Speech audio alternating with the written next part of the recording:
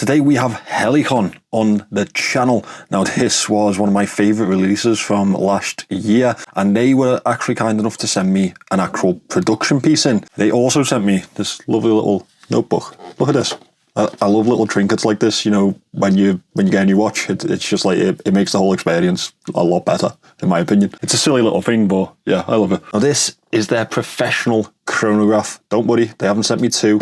This is something else. This is the watch itself. I reviewed this last year, and if you want to see that review, then go and check it out on the main channel. It is linked above, and I will link this watch down below for you to go and have a look at. I've really been looking forward to unboxing this one because I know how good it is and I just want to wear it. Okay, we have the certificate of issue. Now the first batch of these, I believe, was out of 75. I do believe they are available on the website now, but that is it.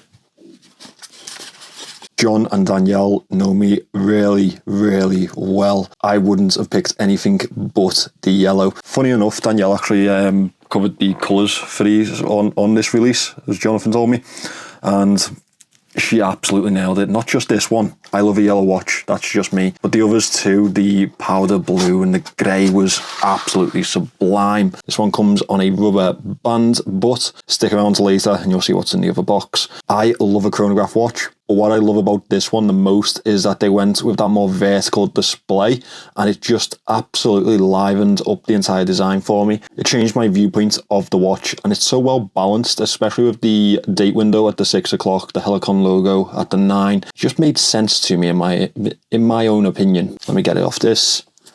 I'll get any stickers off too. Everything's branded, all the packaging, everything like that. And honestly, my favourite thing about all of this is everything that they do, everything that they make, they brought in-house into the UK with this release. Obviously, the materials and things like that can't all be sourced in the UK, but creating the watch, you know, building it, assembling it, testing it, and even making the packaging for it, they brought home to the UK, and I absolutely love that. That's something that about this brand that I enjoy, is that they just understand things really well and they do things the right way. You don't often see that. Well, you don't always see that on the market, but for me, these guys definitely nail it. Countdown bezel, another feature that I really do enjoy. Let me get the sticker off the crystal and we'll take a closer look at it. So the original thing that this chronograph was based around was the idea of, well, back in the day, the UK actually had a space program, or an idea of a space program, and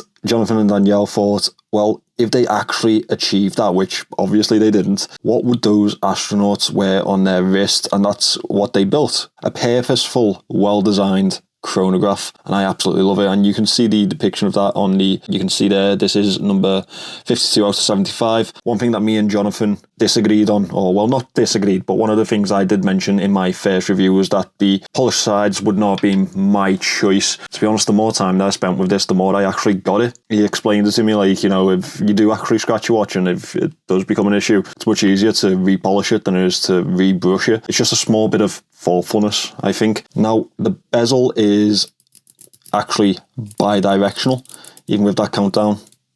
And I love that. It does actually have a decent click to it. I was hesitant to see what that was like because obviously you expect improvements between the prototype and this one, and changes even, but that is spot on in my opinion. Now this is a 41mm watch. I think that's spot on for my type of wearability. You know, between 38 and 42. I have a Speedmaster, so you know I want that type of size in my chronographs personally. It is 11.95mm thick, and I believe that does include that sapphire crystal. Let's have a look at the chronograph movement. It is a VK movement. Obviously it's not the 63 or 64 because, you know, the lineup would be completely different, but this does have that mechanical sweep and of course that mechanical snapback. I love that. The crown is pull push, but it does still pack 100 meters of water resistance, and you can't really complain when it comes to a chronograph. The more sports style watch, that is a spot on type of range to aim for. I love the 2-layer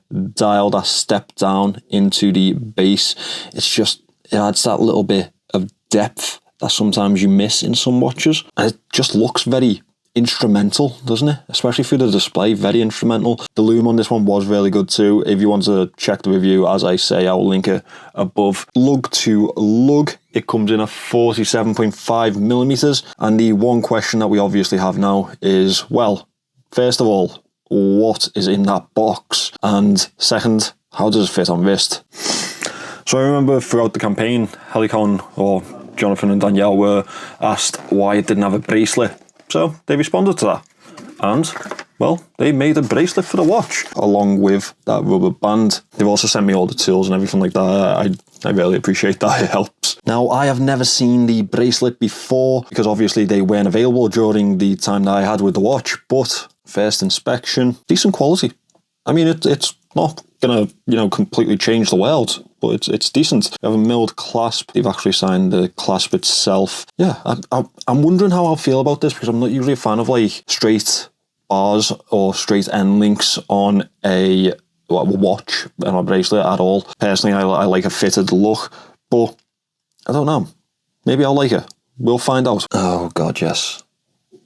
This is like getting reacquainted with like your favourite pair of jeans when you haven't worn them for a good while. I remember how good this was.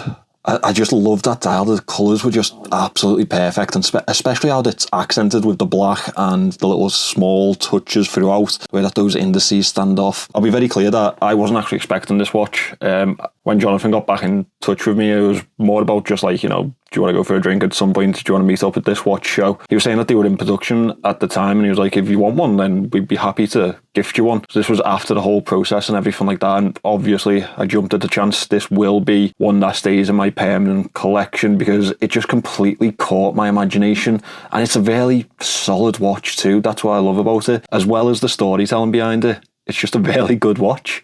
So yeah, I'm really pleased that they did actually send this one in, and it will sit very happily next to my Omega Speedmaster. Now in this formation with the band, this one will be £399 right now. I think that's a solid deal, considering the fact that they actually brought the assembly and everything in-house to the UK, and there's a lot more that they brought in-house too. Check out the website. I'm sure the stories on there. They're all fantastic storytellers, in all fairness, with their watches, and you can see that through this. It's a brand that does things right, and that's what I love about them. If you want to see that bracelet on it and see how I feel about it, then I'll post it on my Instagram, and you should also go and follow them on theirs, because Jonathan's also always talking about the process through the brand and everything like that on his, and it's just a nice little insight to the brand, I think, something that we all do enjoy.